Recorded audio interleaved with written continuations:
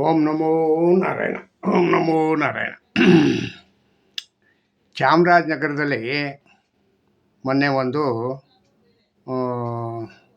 Forest department ಅವ್ರಿಗೂ ರೈತರಿಗೂ ಒಂದು ಗಲಾಟೆ ಆಯಿತು. ರೈತರ ಗಲಾಟೆ ಏನಪ್ಪ ಅಂತಂದರೆ 3 ಜನಕ್ಕೆ ಗುಂಡಿಕ್ಬಿಟ್ಟವ್ರೆ ಫಾರೆಸ್ಟ್ರುಗಳು. ಸರ್ಕಾರ ಕೊಟ್ಟಿದ್ದು ಗುಂಡಿಕ್ಕಕ್ಕೆ ಗುನ್ನಿಗ ಇಲ್ಲ ಪ್ರಾಣಿಗಳನ್ನಿಗ ಎದುರಿಸೋದಕ್ಕ? ಏನು ಇದಕ್ಕೆ ಏನು ತಳ ಬುಡ ಏನೂ ಇಲ್ಲ. ಹೌದಪ್ಪ, ರೈತರು ಅಲ್ಲಿ ಬೇಟೆಗೆ ಹೋಗಿದ್ರೆ ಏನು ಕಾನೂನು ಇರೋದೇನಕ್ಕೆ? ಕಾನೂನಿಗೆ ನೀವು ಕೈಗೆ ತಗೊಳ್ಳೋಂಥ ಶಕ್ತಿ ಯಾರು ಕೊಟ್ಟರು? ಯಾರು ನಿಮ್ಮ ಗೃಹ ಮಂತ್ರಿ ಮತ್ತು ಇವರು ಯಾರೋ ಅರಣ್ಯ ಮಂತ್ರಿ ಏನಾರು ಆಹ್ವಾನ ಮಾಡಿ ನಿಮಗೆ ಇದು ಕೊಟ್ಟಿದ್ರಾ? ಮಾಡಪ್ಪ ನೀನು ಶೂಟು ಅಂತ ಅರಣ್ಯ ಮಂತ್ರಿ ಕೇಳಬೇಕಲ್ವ? ಇಲ್ಲ ಅವ್ರು ತಕ್ಕಂಥ ಅವರ PN ಕೇಳಬೇಕಲ್ವ? PSಗಳು ಅವ್ರು ಯಾರ್ಯಾರು ಇರ್ತಾರಲ್ಲ, ಅಲ್ಲಿಂದ ಆದೇಶ ತಗೋಬೇಕು ತಾನೇ. ಅದು ಒಂದು ಅರೆಸ್ಟ್ ಮಾಡಬೇಕು, ಒಂದು ಶೂಟ್ ಮಾಡಬೇಕು, ಏನೇ ಮಾಡಬೇಕಾದ್ರೂ ಏನೂ ಇಲ್ಲದೆ ಏಕಾಏಕಿ ನೀವು ಅವ್ರನ್ನೀಗ ಶೂಟ್ ಮಾಡಿಬಿಟ್ರೆ ಆ 3 ಜೀವಗಳಿಗೆ ಯಾರು ಬೆಲೆ ಕೊಡೋದು? ಒಬ್ಬ ಮನುಷ್ಯನಿಗೆ ಬೆಲೆನೇ ಇಲ್ವ ಹಂಗಾರೆ? 3 ಜೀವ ಹೋಗಿದೆ. ಅವ್ರ ಕುಟುಂಬಗಳು ಏನಾಗಿದೆ? ಕುಟುಂಬನಿಗ ನಿರ್ವಹಣೆ ಮಾಡಬೇಕಾದ್ರೆ ಎಷ್ಟು ಕಷ್ಟ ಇದೆ ಅಂತ ಅವನಿಗೆ ಗೊತ್ತಿರುತ್ತೆ. ಅವ್ರ ಮನೆಯವ್ರಿಗೆ. ಅವನ ಕೊಂದ್ಬಿಟ್ಟು ಅವನ ಮಕ್ಕಳಿದ್ರೆ ಮಕ್ಳಿಗೆ ಎಲ್ಲ ಏನು ಪರಿಹಾರ?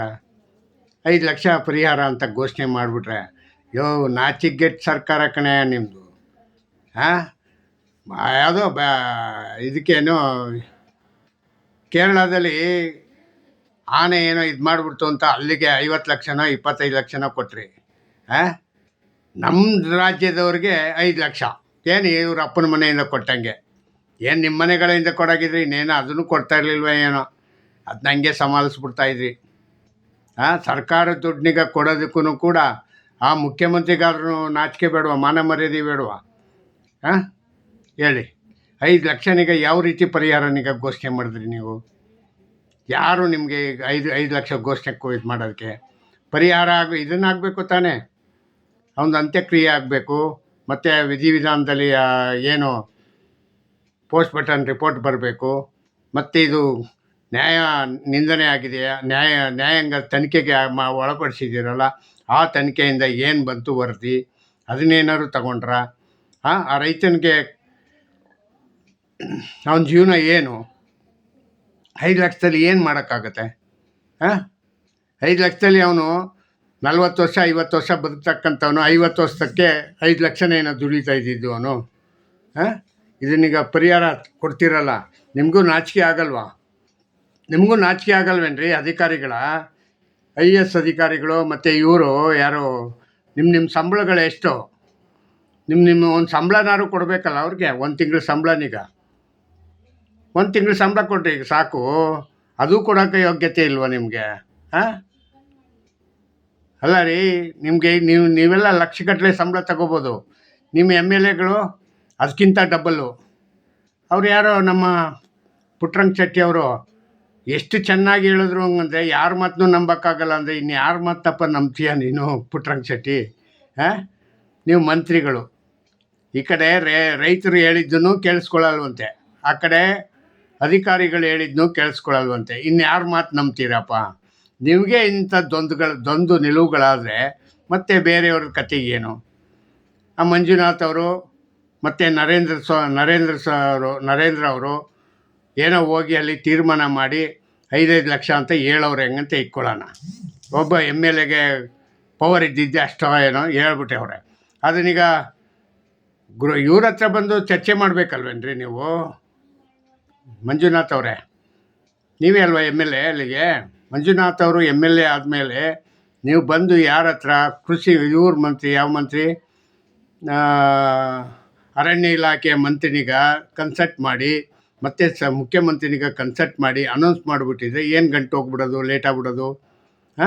5 ಲಕ್ಷ ಇದು ಮಾಡಿಬಿಟ್ಟು ನಾವು ಸ್ವಂತ ದುಡ್ಡು ಕೊಡ್ತೀವಿ ಅಂತಂದರೆ ನಿಮ್ಮ ಸ್ವಂತ ದುಡ್ಡು ಸಪ್ರೇಟಪ್ಪ, ಅದು ನಿಮ್ಮ ಖುಷಿ ಕೊಡೋ ಅಂತಿತ್ತು. ಸರ್ಕಾರದಿಂದ ಕೊಡೋದೇನು?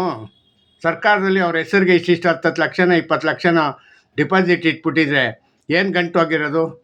ಡಿಪಾಸಿಟ್ ಇಟ್ಬಿಟ್ಟು ತಿಂಗಳಿಗೊಂದು ಸತಿ ನೀವು ಈಗ ದುಡ್ಡು ಯೂಸ್ ಮಾಡಬೇಡಿ, ಈ ಬಡ್ಡಿ ದುಡ್ಡನ್ನೀಗ ತಗೊಂಡು ನೀವು ಖರ್ಚಿಗೆ ಉಪಯೋಗಿಸ್ಕೊಳ್ಳಿ ಹಿಂಗಂತ ಮಾಡಿಕೊಟ್ರೆ ತುಂಬ ಅನುಕೂಲ ಆಗುತ್ತಲ್ವಾ.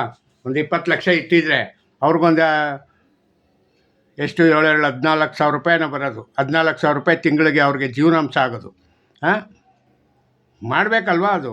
ಅದು ಬಿಟ್ಬಿಟ್ಟು ಬೇರೆ ಏನೇನೋ ನಿಮ್ಮ ಮನಸ್ಸಿಗೆ ಬಂದಂಗೆ ನಿಮ್ಮದೇ ಆದ ನ್ಯಾಯಬದ್ಧವಾಗಿ ಇದು ಮಾಡೋದು. ಅಲ್ಲೀಗ ಎಲ್ಲರೂ ಸ್ಟ್ರೈಕ್ ಮಾಡ್ತಾಯಿದ್ದಾರೆ. ಉಗ್ದಿನ ಇದು ಸ್ಟ್ರೈಕ್ ಮಾಡಿ ಬೇಟೆಗಾರರ ಹತ್ಯೆ ಆಯ್ತಲ್ಲ ಹಂಗಂತ. ಕಾವೇರಿ ವನ್ಯಧಾಮದಲ್ಲಿ 3 ಬೇಟೆಗಾರರ ಹತ್ಯೆ ಪ್ರಕರಣ. ಅರ್ಥ ಆಯ್ತಾ? ಅರಣ್ಯ ಇಲಾಖೆ ಧ್ವಂಸಕ್ಕೆ ಯತ್ನ. ಜೀಪ್ನಿಗೆ ಧ್ವಂಸ ಮಾಡಿಬಿಟ್ಟವ್ರೆ ರೈತರೆಲ್ಲರೂ ಸೇರಿಕೊಂಡು. ಪೊಲೀಸರಿಗೆ ಘರ್ಷಣೆ. ಬೇಕಾಗಿತ್ತ ಇದು? ಮೃತರ ಕುಟುಂಬಕ್ಕೆ 2 ಕೋಟಿ ಪರಿಹಾರಕ್ಕೆ ಆಗ್ರಹ ಮಾಡಿದ್ದಾರೆ. ಇವರು 2 ಕೋಟಿ ಪರಿಹಾರ ಕೇಳಿದ್ರೆ ನೀವು 5 ಲಕ್ಷ ಕೊಟ್ಟಿದ್ದೀವಿ ಅಂತ ಹೇಳ್ತೀರಲ್ಲ. 2 ಕೋಟಿಯಲ್ಲಿ 5 ಕೋಟಿ 5 ಲಕ್ಷ ಇಲ್ಲಪ್ಪ. ಹಾಂ, 2 ಕೋಟಿ ಕೇಳ್ತಾ ಇರೋದು ತಪ್ಪೇನು ಅಲ್ಲ ಅಂತಿಕ್ಕೋ.